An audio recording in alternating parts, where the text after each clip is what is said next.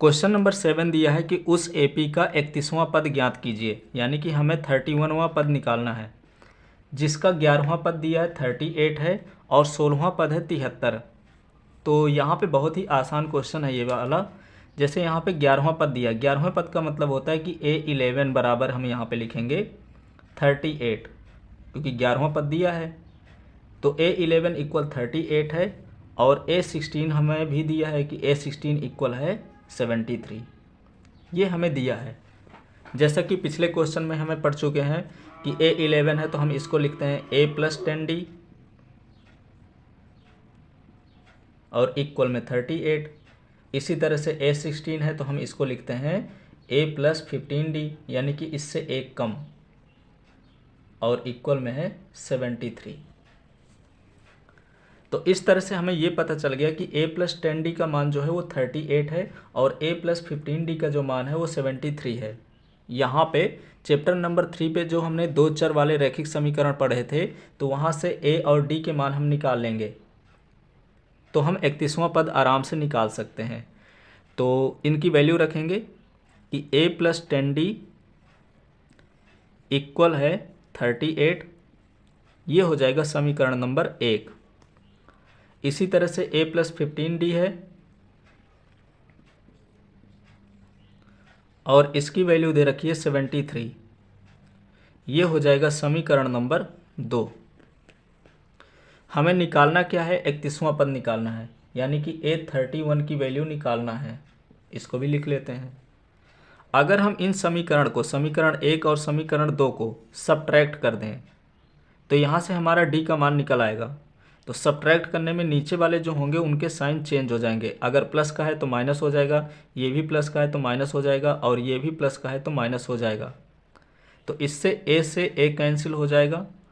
10D में से minus का 15D करेंगे तो यहाँ पे माइनस का 5D आएगा, क्योंकि माइनस का साइन अब बड़ा हो गया, प्लस का छोटा है। इसी तरह से 38 में से 73 को सब्ट्रैक्ट करेंगे तो ये माइनस का 73 है, और सब्ट्रैक्ट करना है हमको 38 को। तो जब इसको सब्ट्रैक्ट करेंगे तो ये एक इससे लेगा 13 में से 8 गया तो 5, यहाँ पे 6 बचा, तो 6 में से 3 गया तो यहाँ पे बचेगा 3, यानी कि माइनस का 35 आएगा। अब हमें D का मान निकालना है, तो D इक्वल हो जाएगा माइनस का 35, यहाँ पे -5 मल्टीप्लाई में है तो नीचे आएगा तो माइनस का 5 हो जाएगा, माइनस से माइनस कैंसिल हो जाएगा, और 5 से इसको डिवाइड करेंगे तो 5 7 जा 35 होता है। तो D का मान आ गया यहाँ पे 7। इस तरह से हमने यहाँ पे D का मान निकाल लिया। अब हमें A का मान निकालना होगा, तो A का मान हम समीकरण 1 में रख देंगे। D का मान जो है वो समीकरण 1 में रखेंगे तो A का मान निकल आएगा। तो यहाँ पे समीकरण 1 में लिखा है A + 10 इंटू D का मान 7 है तो 7 रख दिया, और इक्वल में है 38। तो A इक्वल हो जाएगा यहाँ पे, A + 10 7 जा 70 हो जाएगा, और इक्वल में 38।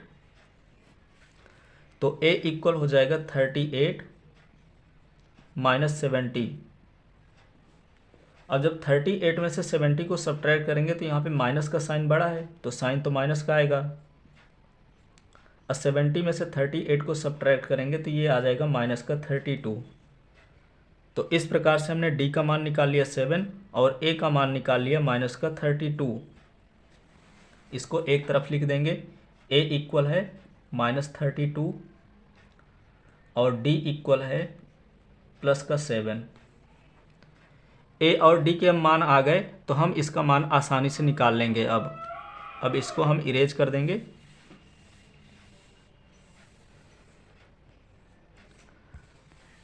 तो ये वाले जो मान दिए हुए हैं, तो इससे हमने A और D के मान निकाल लिए। अब इसका हमें निकालना है 31वां पद, यानी कि A31 की वैल्यू निकालना है। तो A31 इक्वल हो जाएगा यहाँ पे A + 30D। इसी पे वैल्यू रख देंगे तो यहाँ पे 31वां पद आ जाएगा। A का मान है माइनस का 32, यहाँ पे 30 है तो 30 लिखेंगे, और D का जो मान दिया हुआ है वो 7 है। अब ये हो जाएगा माइनस का 32 प्लस 30 का मल्टीप्लाई 7 से कराएंगे तो ये 210 हो जाएगा।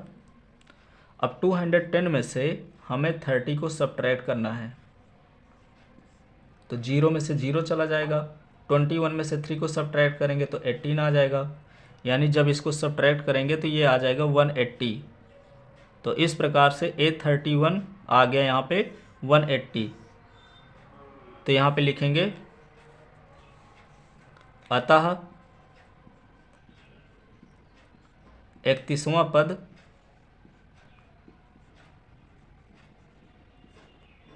$180 है। इस प्रकार से यहाँ से क्वेश्चन नंबर 7 कंप्लीट हो गया। और इसी तरह से हमें क्वेश्चन नंबर 8 को सॉल्व करना है, तो उसको भी सॉल्व कर लेते हैं।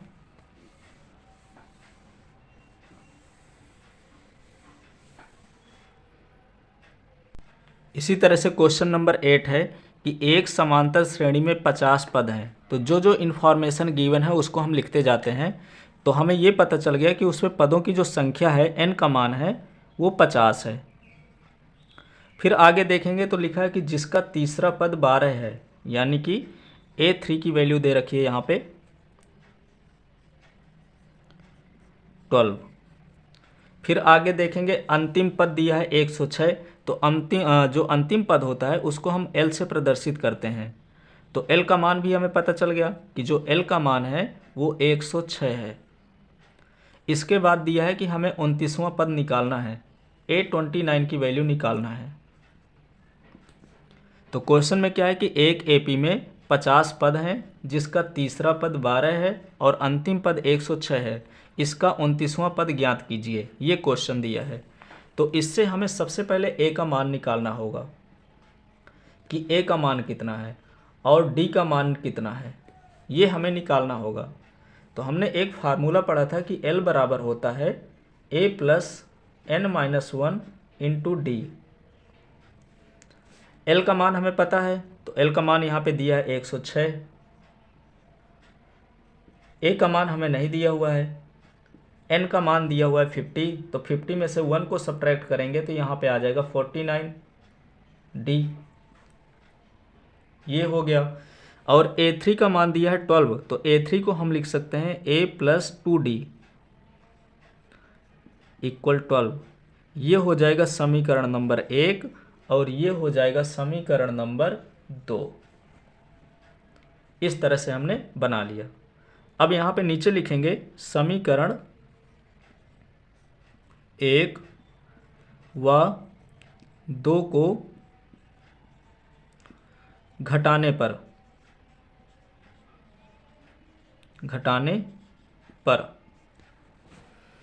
समीकरण 1 क्या है कि A प्लस 2D है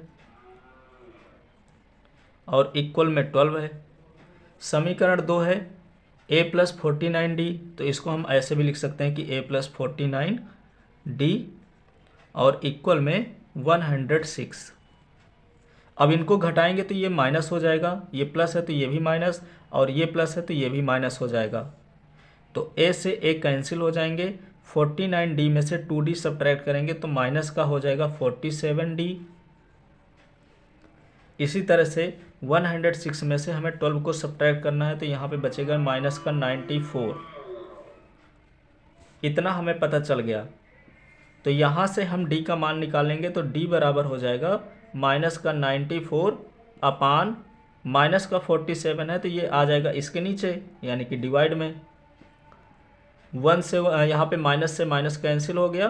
47 1 जा 47 और 47 जा 94 होता है। तो D का मान आ गया यहाँ पे 2। तो इस प्रकार से हमने D का मान निकाल लिया। अब हमें A का मान निकालना है। तो A का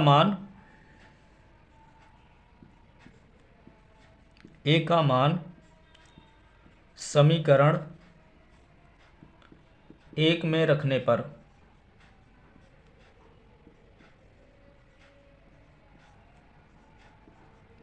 तो ये समीकरण 1 है। तो यहाँ पे हमने यहाँ पे D का मान हम लिखेंगे, D का मान समीकरण 1 में रखने पर, क्योंकि D का मान हमने निकाला है। तो ये हो जाएगा A प्लस 2 इंटू D की जगह हमें 2 रखना है और इक्वल में 12 है। तो ये हो जाएगा ए, 2 2 जा 4 इक्वल 12। तो ए का मान आ जाएगा यहाँ पे प्लस का 4 है, उधर जाएगा तो माइनस का 12 हो जाएगा, यहाँ पे माइनस का 4 हो जाएगा। और जब सब्ट्रैक्ट करेंगे तो ए की वैल्यू आ जाएगी यहाँ पे 8। तो इस प्रकार से हमने डी का मान भी निकाल लिया और ए का मान भी निकाल लिया। तो इस समीकरण से और इससे हमें ए और डी के मान मिल गए। अब हमें निकालना है A29 का मान। तो इतना सॉल्व करने के बाद इसी के नीचे से लिखेंगे A29 का मान निकालना है। तो A29 बराबर होता है A + 28D। अब इस फार्मूले में हम रख देंगे तो यहाँ से हमें 29वां पद निकल आएगा। तो A का मान है यहाँ पे 8, फिर 28 है और D का मान यहाँ पे 2 आया है। तो ये हो जाएगा 8 + 28, 2 जा होता है 56 और दोनों को हम प्लस कर देंगे तो ये आ जाएगा 64। इस प्रकार से जो 29वां पद है वो आ जाएगा 64। तो लिखेंगे अतः 29वां पद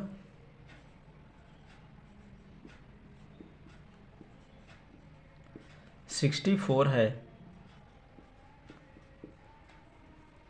तो यहाँ पे जो अगर 50 पद, जैसे 50 पद दिए हुए हैं तो 50 पद में कह रहा है कि 29वां पद कौन सा होगा, तो 29वें पद में 64 लिखा होगा।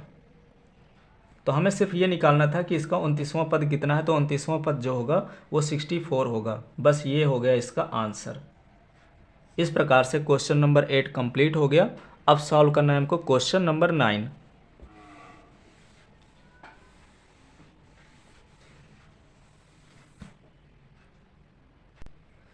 इसी प्रकार से क्वेश्चन नंबर 9 दिया है कि यदि किसी एपी के तीसरे और 9वें पद क्रमशः 4 और -8 है, यानी कि तीसरा पद जो है वो 4 है और 9वां पद है -8 है।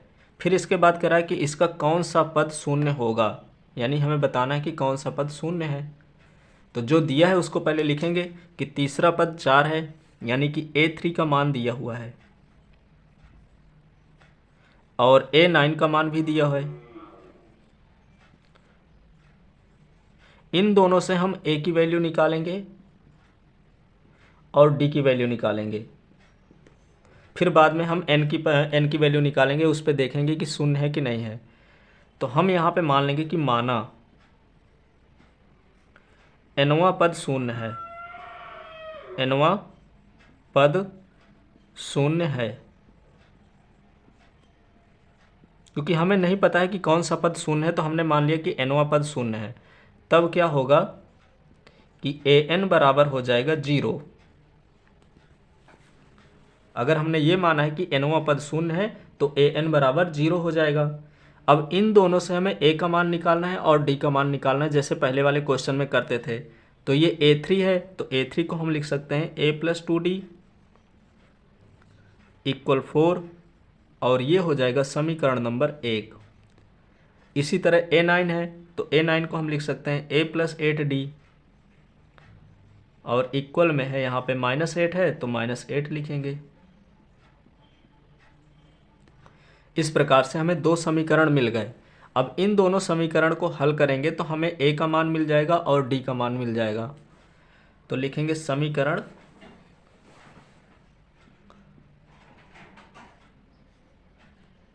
1 और 2 को घटाने पर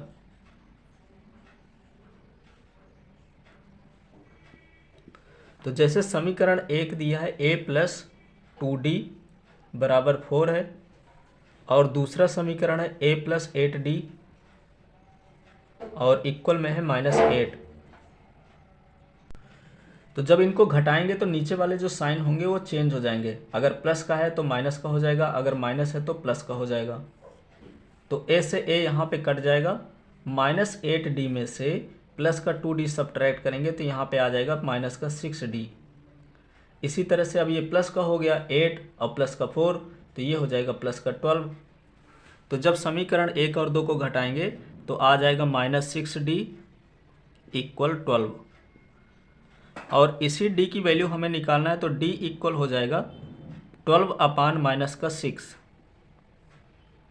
6 से इसको काटेंगे तो 6 1 जा 6 होता है, 6 2 जा 12, यानी कि 2 बार में कट जाएगा और माइनस है तो माइनस लगाएंगे। तो हमें यहाँ से d का मान मिल गया 2, माइनस का 2। अब हम a का मान निकालेंगे।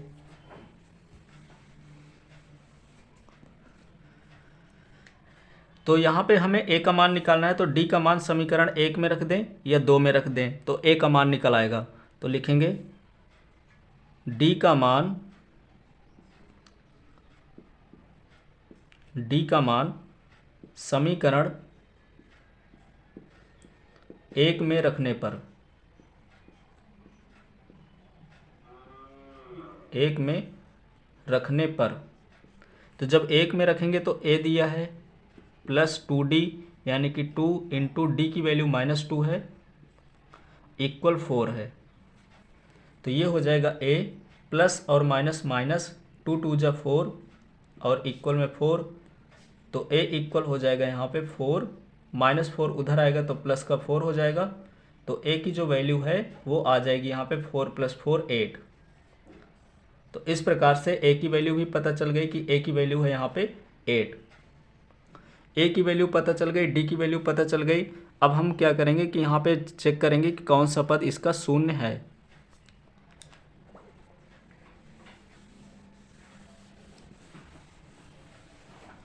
तो हमें ये चेक करना है कि कौन सा पद इसका शून्य है। तो इस वाले फार्मूले का यूज करेंगे कि an बराबर a plus n-1 into D. an की वैल्यू हमें पता है कि an इक्वल 0 है, a की वैल्यू 8 है, n-1 यानी कि n की ही वैल्यू हमें निकालना है, तो उसी तरह लिखेंगे। और d की वैल्यू जो दी है यहाँ पे -2 है। ये +8 इधर आएगा तो माइनस का 8 हो जाएगा, और इक्वल में है n-1 और इंटू में -2 है। तो अगर ये इंटू में है इधर आएगा तो ये डिवाइड में हो जाएगा। तो इसको हम इस प्रकार से भी लिख सकते हैं, माइनस से माइनस कट गया, 2 1 जा 2, 2 से काटेंगे तो 4 टाइम्स में ये कट जाएगा, 2 4 जा 8 होता है। तो n-1 इक्वल आ गया यहाँ पे 4। अब यहाँ पे n की वैल्यू निकालना है, तो n इक्वल हो जाएगा 4, -1 उधर जाएगा तो +1 हो जाएगा। अब 4 + 1 होता है 5। तो इससे हमें ये पता चल गया कि इसका जो 5वां पद है वो शून्य होगा, क्योंकि हमने यहाँ पे nवां माना था। तो n का जो मान आया है वो 5, तो अतः 5वां पद शून्य है। तो लिख देंगे अतः श्रेणी का 5वां पद शून्य है, शून्य है। यहाँ से क्वेश्चन नंबर 9 कंप्लीट हो गया। अब सॉल्व करेंगे हम क्वेश्चन नंबर 10 को।